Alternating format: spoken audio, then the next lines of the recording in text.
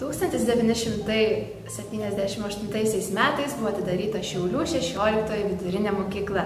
Prabėgus 35 metams mes švenčiame jubiliejų. Sveiki. Sveiki. Kokios nuotaikos visos gimnazijos besiruošiant 35-mečiai? Nuotaikos, aišku, kaip ir gimtadienį yra labai puikios, nes mes, kaip ir sakėme, kad mokyklai yra 35 metai. Tik tai aš visą laiką galvoju, ar tai daug ar mažai. Bet pasižiūrėjus į kitas gimnazijas, į kitas mokyklas, mūsų mokykla dar yra labai jauna ir labai jaunatviška. Na ir tikrai mes pradedame švęsti mokyklos jubiliejų ir galvojame, kaip tai paminėti. Ir toks pirmas mūsų darbas, toks didelis žygis bus, dviračiais mes važiuosime 35 km. O kas sugalvoja šią idėją, kas pasiūlė? Šią idėją tiesiog, nežinau, sėdėjo ir mes sėdėjome kompanija tokia žmonių suaugusių. Man atrodo, kad pasiūlė Ričardas Gečas, informatikos mokytojas. Na ir mes iš karto puolėme tai įgyvendinti ir suorganizavome, kad mes vyksime nuo Lieporių 2, nuo mūsų Saulėtekio vidurinės mokyklos iki Bubių, iki Žalgirio bazės. Ten mus pasitiks Šiaulių miesto savanoriai, ragausime kūrybišką košę, bus pratybos, jie pasakos apie savanorystę, pamatysime ginklų parodą, na ir pasistiprinę mes vėl grįšime į Lieporių 2 ir būsime įvykdyti 35 km. Kaip išvyksime penktadienį 11 val. Ryte, na, kokias mūsų pajėgos minimo dviračio mes tiesiog pabandysime. Mokytojas Jonas kūno kultūros sako, numinsime per 40 minučių. Na, mes mokytojas galvojame, kad numinsime per ilgiau.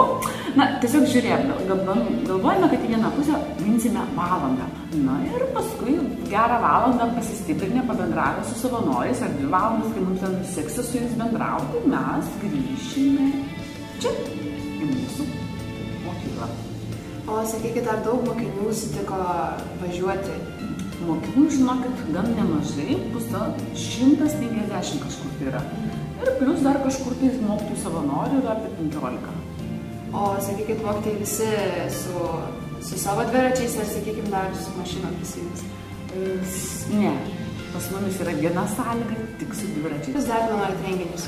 Na, renginių iš tikrųjų bus įvairovė, nes kiekvienos metodinės grupės organizuos per pamokas, bus integruotos pamokos, mūsų mokyklos jubiliejai 35 metus. Na, mokytojai dar organizuoja labai įdomią parodą, turbūt čia kaip ir nepaslaptis. Bus paroda mokytojai, kurie dabar dirba mokykloje prieš 35 metus.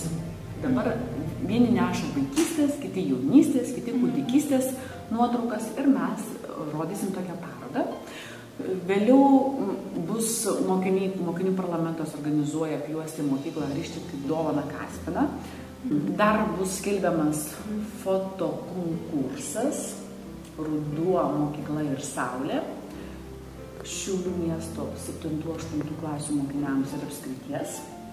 Na ir mūsų, aišku, finalinis renginys lapkričio 29 dieną, kai sukviesime tikrai visus buvusius mokytojus, svečius, bendruomenę į mūsų jubiliejinį koncertą, tai bus lapkričio 29 dieną, 18 val.